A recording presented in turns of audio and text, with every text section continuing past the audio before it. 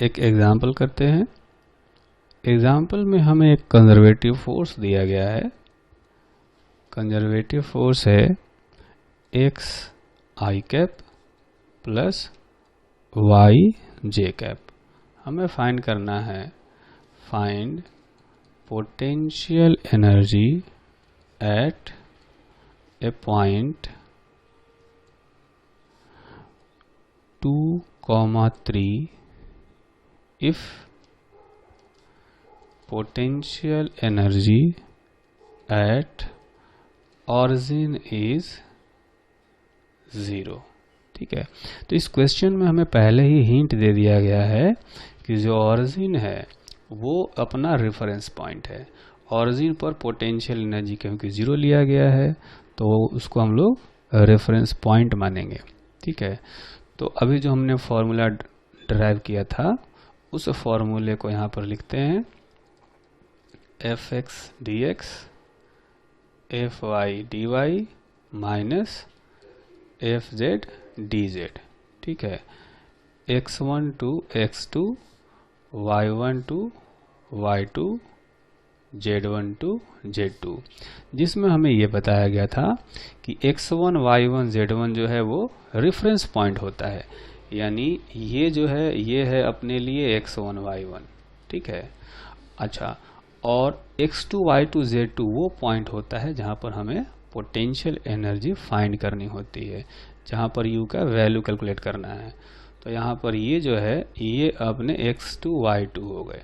ठीक, तो इनके वैल्यूज रखते हैं इसमें। तो वैल्यूज रखने से क्या होगा कि जो fx है वो दिख रहा है कि x है, उसी तरह से जो fy है वो है y, और fz जो है ये 0 है। ठीक है, अब लिमिट रखेंगे, x1 है 0 y1 है 0, तो लिमिट रखेंगे इस तरह से हम लोग 0 0, और जो x2 y2 है वो है 2,3, तो x कोऑर्डिनेट 2 और y कोऑर्डिनेट 3। तो यहाँ से हम लोग ये कह सकते हैं कि इंटीग्रेशन करने से आएगा एक्स स्क्वायर बाई 2 0 से 2, और ये आएगा वाई स्क्वायर बाई 2, ये भी आएगा 0 से 2। ठीक है, तो ये आएगा -2 माइनस ये 3 है ना, ये 3 है, तो ये हो जाएगा -9/2। ठीक है, तो -13/2 जूल ये पोटेंशियल एनर्जी आ जाएगा किस पॉइंट पर, जो पॉइंट दिया गया है 2,3, इस पॉइंट पर इतनी पोटेंशियल एनर्जी आ जाएगी। ठीक है, तो इसी एग्जाम्पल से मिलता जुलता एक और एग्जाम्पल करते हैं। इस एग्जाम्पल में हमने क्या किया कि हमें फोर्स दिया गया था और हमने पोटेंशियल एनर्जी फाइंड किया है। ठीक है, अगले क्वेश्चन में क्या करेंगे हम लोग कि पोटेंशियल एनर्जी दिया होगा और हमें फोर्स फाइंड करना होगा। तो ये एग्जाम्पल है कि हमें पोटेंशियल एनर्जी दिया गया है 10 sin x plus y, we have to find the conservative force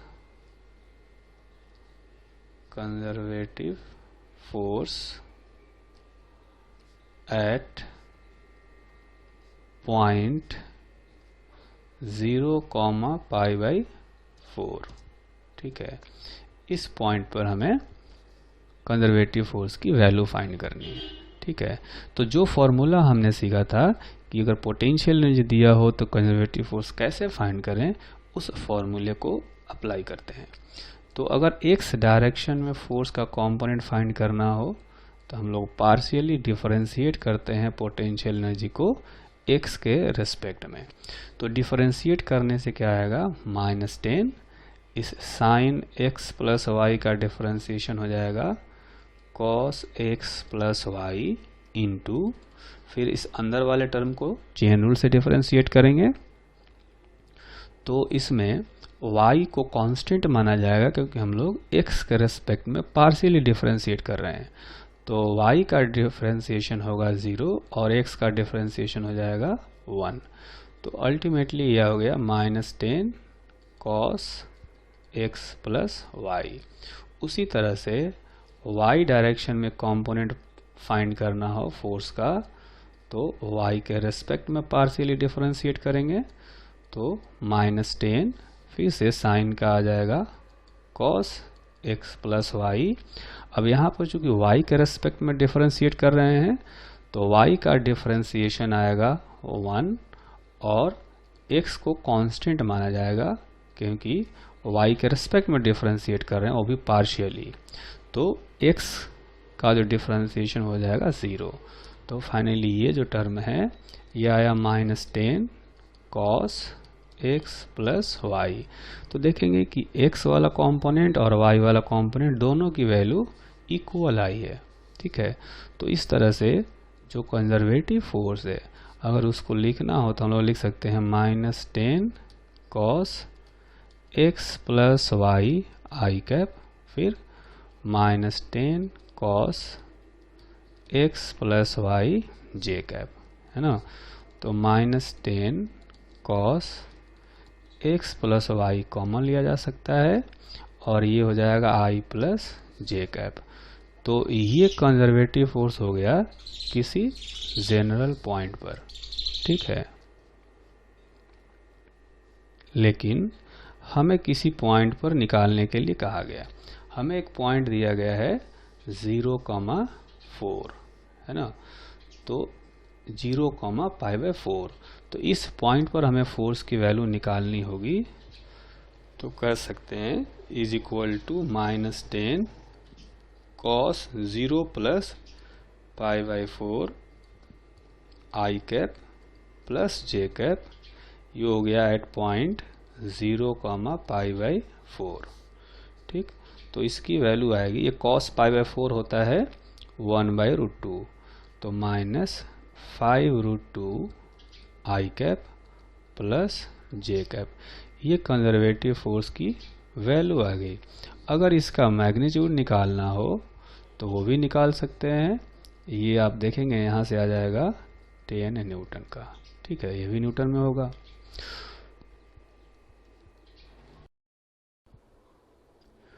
वैसे तो कंजर्वेटिव फोर्सेस बहुत सारे होते हैं और सबके साथ में पोटेंशियल एनर्जी एसोसिएटेड रहती है, लेकिन हमें कुल मिलाकर के दो तरह की पोटेंशियल एनर्जी और फोर्सेज का यूज आएगा इस चैप्टर में। एक तो है ग्रेविटेशनल फोर्स और उसके कारण से ग्रेविटेशनल पोटेंशियल एनर्जी, दूसरा है स्प्रिंग फोर्स और उसके कारण से स्प्रिंग पोटेंशियल एनर्जी। तो स्प्रिंग पोटेंशियल एनर्जी कैसे कैलकुलेट करेंगे या ग्रेविटेशनल पोटेंशियल एनर्जी कैसे कैलकुलेट करेंगे, उसका तरीका हमें अभी सीखना है। तो इसमें से पहले सीखते हैं स्प्रिंग पोटेंशियल एनर्जी। ठीक है, तो इसके लिए हमें क्या करना पड़ेगा कि एक रेफरेंस लाइन लेना होगा, है ना। और रेफरेंस लाइन ऐसा होगा कि जब स्प्रिंग अपने नेचुरल पोजीशन पर हो तो ये माना जाता है कि उसमें कोई पोटेंशियल एनर्जी नहीं है। ठीक है, जैसे ये स्प्रिंग है, इसका नेचुरल पोजीशन हो गया ये, और अगर ये यहाँ से एक्सटेंडेड है, ठीक है, मान लेते हैं कि ये जो स्प्रिंग है वो x डिस्टेंस तक एक्सटेंड कर दिया गया है, तो इसमें जो फोर्स लगता है यानी स्प्रिंग फोर्स कहें वो होता है -kx। ठीक, तो जैसा कि हमें बताया गया कि स्प्रिंग फोर्स और एक्सटर्नल एजेंट दोनों का जो मैग्नीट्यूड है वो इक्वल होता है, लेकिन डायरेक्शन अपोजिट होता है।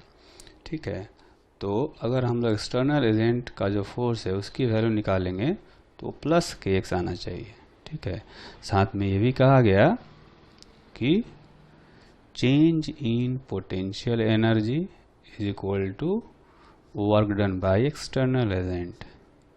तो U final minus U initial is equal to work done by external agent, ऐसे कहा जा सकता है। ठीक है, तो यू फाइनल जो है उसको हम लोग लिखते हैं यू एक्स, मतलब कि जब एक्स इलोंगेशन होगा या एक्स कंप्रेशन होगा तब की पोटेंशियल एनर्जी, और यू इनिशियल जो है ये है यू ज़ीरो, मतलब जब इलोंगेशन ज़ीरो हो। ठीक है, यहाँ पर हम लिखेंगे 0 to x, और एक्सटर्नल एजेंट का जो फोर्स है उसका वैल्यू है kx इंटू डी एक्स। ठीक, तो ऐसा मान सकते हैं कि यहाँ पर जो नेचुरल पोजीशन पर होगा तो यहाँ पर जो पोटेंशियल एनर्जी होगी वो हो जाएगी 0, और जब x डिस्टेंस पर होगा तो वहाँ की पोटेंशियल एनर्जी हो जाएगी u। तो इसमें ux को हम लोग रखेंगे u और u0 को 0, तो कुल मिलाकर के इसका इंटीग्रेशन करने के बाद आएगा इतना, है ना। तो पोटेंशियल एनर्जी का वैल्यू हो गया हाफ kx स्क्वायर। ठीक है, अब यहाँ देखेंगे कि x का स्क्वायर है, इसका मतलब ये हुआ कि अगर इलोंगेशन हो या कंप्रेशन हो, दोनों ही केस में, यानी x पॉजिटिव हो या निगेटिव हो, दोनों ही केस में पोटेंशियल एनर्जी पॉजिटिव आएगा, है ना। तो यहाँ पर कह सकते हैं कि where x is deformation in spring. Deformation का मतलब इलोंगेशन या कंप्रेशन दोनों हो सकता है। ठीक है, with respect to natural position, यानी कि या नेचुरल पोजीशन या कह लें कि मीन पोजीशन। ठीक है, और ये जो एक्सप्रेशन है यू हो गया potential energy stored in the spring. ठीक है, तो यहाँ पर हमें ध्यान लेना है कि हमने रेफरेंस लाइन कहाँ लिया हुआ है, जहाँ पर नेचुरल पोजीशन है। तो इसमें reference point is taken at x is equal to 0, मतलब जब x का वैल्यू 0 होगा तो पोटेंशियल एनर्जी 0 होगा। ठीक है, तो इस तरह से हम लोग कभी भी किसी स्प्रिंग में इलोंगेशन पता हो, कंप्रेशन पता हो, तो पोटेंशियल एनर्जी कैलकुलेट कर सकते हैं। ठीक है, दूसरे तरीके की जो पोटेंशियल एनर्जी होती है वो होती है ग्रेविटेशनल पोटेंशियल एनर्जी। तो ग्रेविटेशनल पोटेंशियल एनर्जी कैलकुलेट करने के लिए वैसे तो रेफरेंस लाइन इन्फिनिटी पर लेना चाहिए, मतलब जो अर्थ है वो अर्थ से इनफाइनाइट डिस्टेंस पर लेना चाहिए, लेकिन चूंकि इस चैप्टर में हमें हमेशा change in potential energy find करना होता है, इसलिए रेफरेंस लाइन कहीं भी ले सकते हैं। अर्थ के सरफेस पर रेफरेंस लाइन ले सकते हैं या किसी हाइट पर भी रेफरेंस लाइन ले सकते हैं। तो जहाँ भी हम लोग रेफरेंस लाइन लेंगे वहाँ पर पोटेंशियल एनर्जी हम लोग मानेंगे कि 0 है। ठीक है, तो अगर यूँ कहें कि ये अपना रेफरेंस लाइन है, ठीक है, तो रेफरेंस लाइन होने का मतलब है कि यहाँ पर पोटेंशियल एनर्जी हम लोग मानेंगे 0। ठीक है, यहाँ पर पोटेंशियल एनर्जी हो गया 0, और जब इस रेफरेंस लाइन से h हाइट पर कोई ऑब्जेक्ट होगा m मास का, तो उसकी पोटेंशियल एनर्जी हम लोग लिखेंगे mg इंटू h। ठीक है, और जब इस रेफरेंस लाइन से h नीचे जाएंगे तो यहाँ पर जो पोटेंशियल एनर्जी होगी इसको लिखेंगे -mgh। ठीक है, रेफरेंस लाइन से h हाइट ऊपर पोटेंशियल एनर्जी +mgh और नीचे -mgh होगी। हमेशा हमें क्या करना है कि change in potential energy calculate करना होता है, और इसी कारण से रेफरेंस लाइन कहीं भी सेलेक्ट किया जा सकता है। एक एग्जाम्पल करते हैं। इस एग्जाम्पल में हमें एक रॉड दिया गया है और रॉड को वर्टिकल डायरेक्शन में इस तरह से खड़ा करके रखा गया है, ठीक है। और ऐसा कहा गया कि जो ग्राउंड सरफेस है इसको अगर रेफरेंस लाइन ले लिया जाए,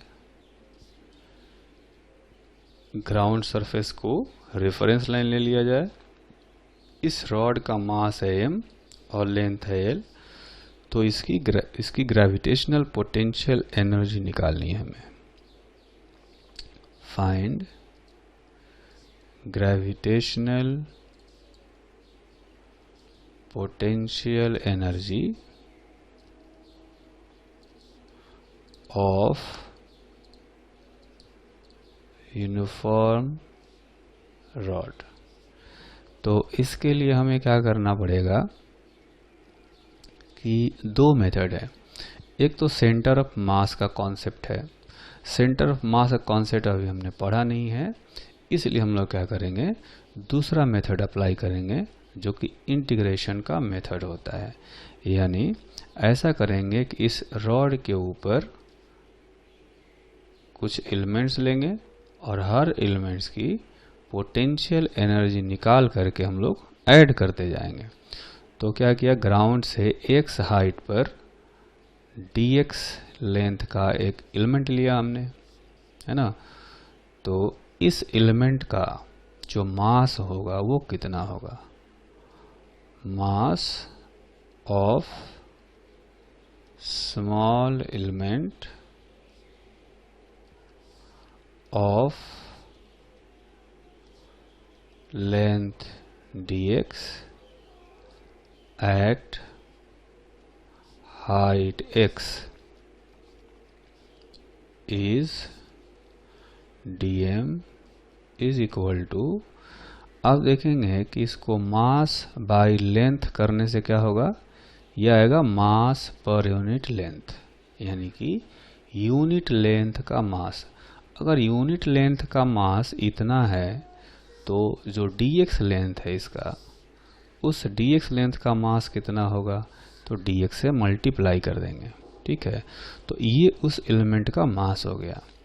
तो potential energy of the element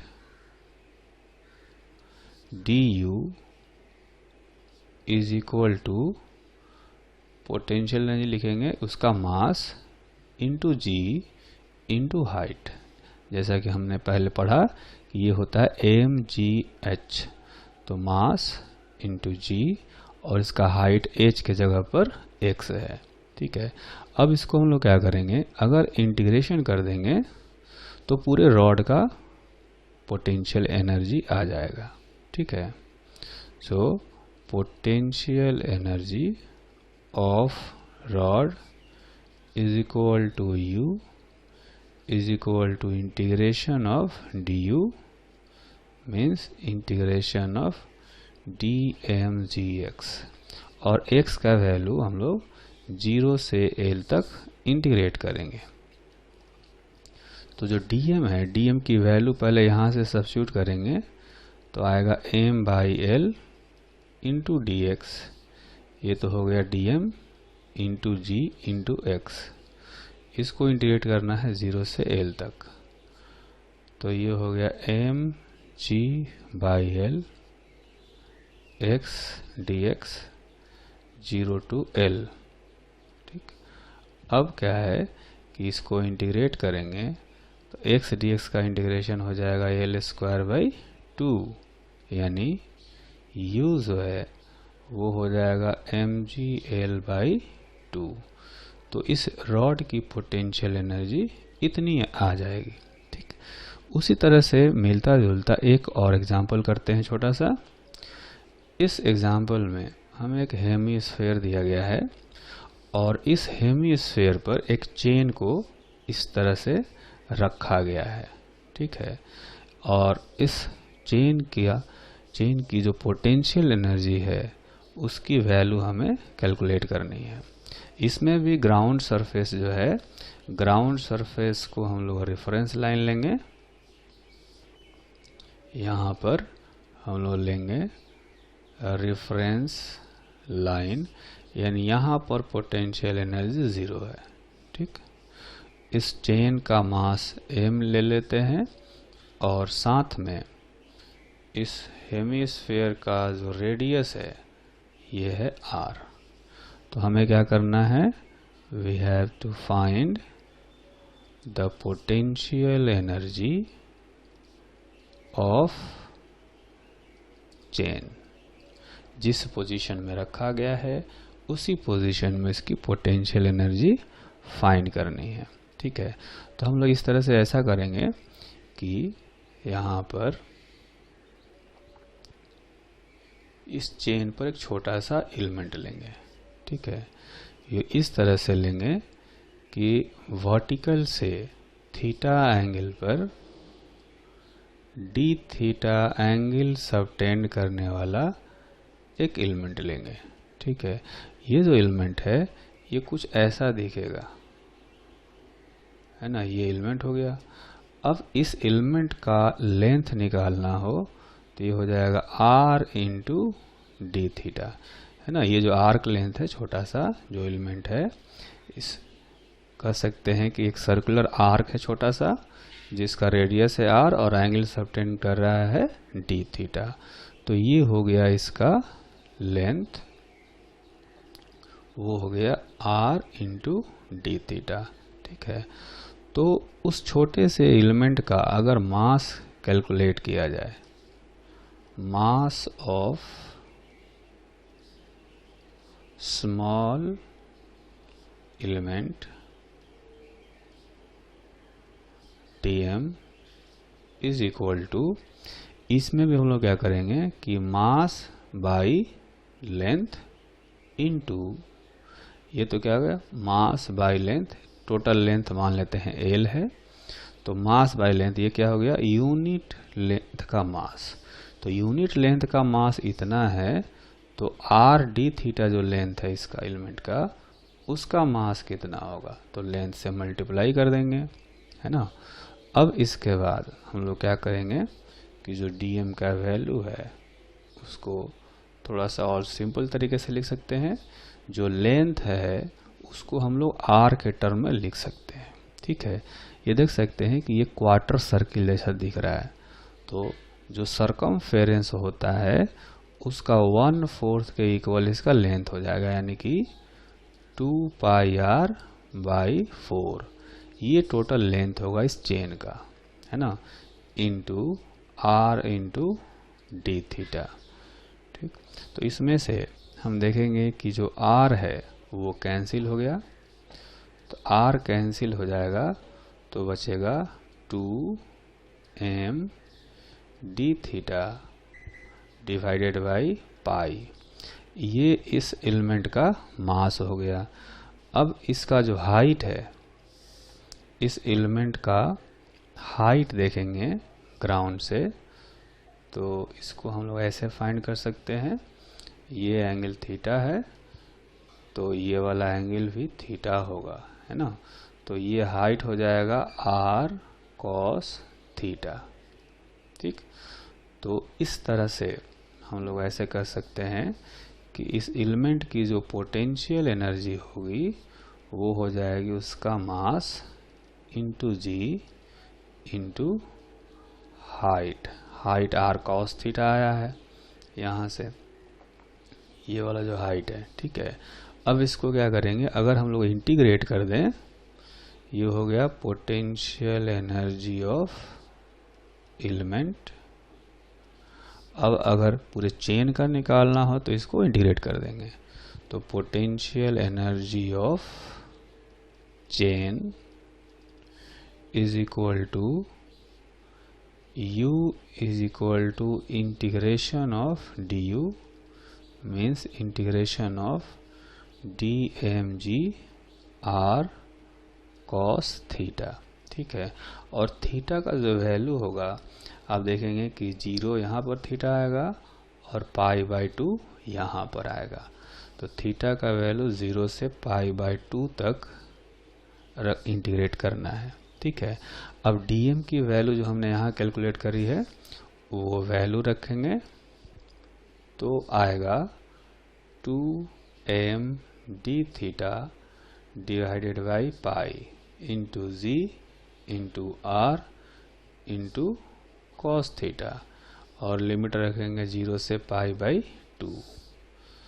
तो पोटेंशियल एनर्जी कैलकुलेट करने के लिए इसमें से जो कांस्टेंट टर्म है 2mgr डिवाइडेड बाई पाई, इनको बाहर कर देंगे तो आएगा cos theta D theta 0 to π/2। तो जो cos थीटा का इंटीग्रेशन है उसकी वैल्यू आती है sin थीटा, और sin थीटा का लिमिट रखेंगे 0 से π/2। ठीक है, तो यहाँ से जो पोटेंशियल एनर्जी है उसकी वैल्यू कुल मिलाकर के आ गई 2mgr बाई पाई। ठीक है, ये ग्रेविटेशनल पोटेंशियल एनर्जी आया है।